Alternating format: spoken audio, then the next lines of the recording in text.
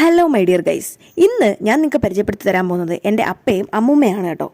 ഞങ്ങൾ താമസിക്കുന്ന വീടിൻ്റെ തൊട്ടപ്പുറത്ത് തന്നെയാണ് ഞങ്ങളുടെ പഴയ വീട്ടിൽ അമ്മൂമ്മയും അപ്പയും താമസിക്കുന്നത്. അമ്മൂമ്മയ്ക്ക് ആ വീടിനോട് വല്ലാത്തൊരു അഫെക്ഷൻ ഉള്ളതുകൊണ്ടാണ് അവിടെ തന്നെ നിൽക്കുന്നത്.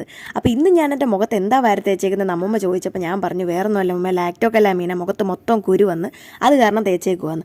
അമ്മൂമ്മ അവിടെ കടുത്ത പണിയിലായിരുന്നപ്പോഴാണ് ഞാൻ ഈ ശല്യപ്പെടുത്താൻ കയറി ചെന്നേക്കുന്നത് കേട്ടോ. അടുത്തതായിട്ട് രംഗത്തേക്ക് കടന്നു വരികയാണ് എൻ്റെ അപ്പ.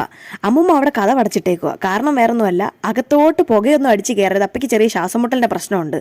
അതുകൊണ്ട് ഡോർ അടച്ചിട്ടിട്ടുണ്ട്. പക്ഷെ ബുദ്ധിമതിയായ അമ്മൂമ്മ ജനൽ അടച്ചിട്ടിട്ടില്ല. അതുവഴി ഗ്യാസ് കയറുമെന്ന് അമ്മൂമ്മയ്ക്ക് അറിയാഞ്ഞിട്ടാണോ എന്തോ. വേറൊന്നുമല്ല കേട്ടോ. ഞാൻ പറഞ്ഞിട്ട് എൻ്റെ അപ്പ നിങ്ങൾക്ക് ടാറ്റ തന്നതാ. ഈ ഇരിക്കുന്ന അമ്മൂമ്മയുടെ തയ്യൽ മെഷീനാണേ. എൻ്റെ അമ്മൂമ്മ തയ്ക്കുമ്പോൾ ഇട്ടുകൊണ്ടിരുന്ന സ്റ്റൂളായിരുന്നത്. എൻ്റെ അപ്പയുടെ കയ്യിലിരിപ്പ് കാരണം അപ്പം മറിഞ്ഞടിച്ച് താഴെ വീഴണ്ട എന്ന് ഉറപ്പിച്ചുകൊണ്ട് അമ്മൂമ്മ സ്റ്റൂൾ എടുത്ത് അവിടെ ഇട്ട് എൻ്റെ മോന്തയുടെ സൗന്ദര്യം സ്വന്തമായിട്ട് ആസ്വദിക്കുകയും ഞാൻ. അപ്പോൾ വീണ്ടും അമ്മൂമ്മയെ ശല്യപ്പെടുത്താൻ ഞാൻ കയറി ചെന്നിട്ടുണ്ട്. അമ്മൂമ്മ എന്തൊക്കെ കറികളാണ് വെച്ചതെന്ന് നോക്കുകയായിരുന്നു എൻ്റെ അടുത്ത പരിപാടി. അമ്മയുടെ കാലത്തെ ചിരട്ടയാണത്. സീരിയസ് ആയിട്ട് പറഞ്ഞാൽ ആ ചിരട്ടയത്. പിന്നെ അതേ ഭരണിയും അമ്മൂമ്മ അതിനകത്ത് ഒന്നും ഇട്ട് വെച്ചിട്ടില്ല, സ്നേഹം കൊണ്ടാണ്. ഇതാണ് എൻ്റെ അമ്മൂമ്മയുടെ പുളിയില്ലാത്ത പുളിഭരണി.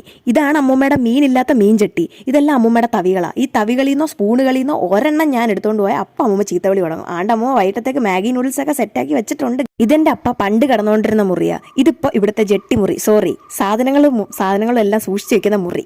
അപ്പ ടാറ്റാ.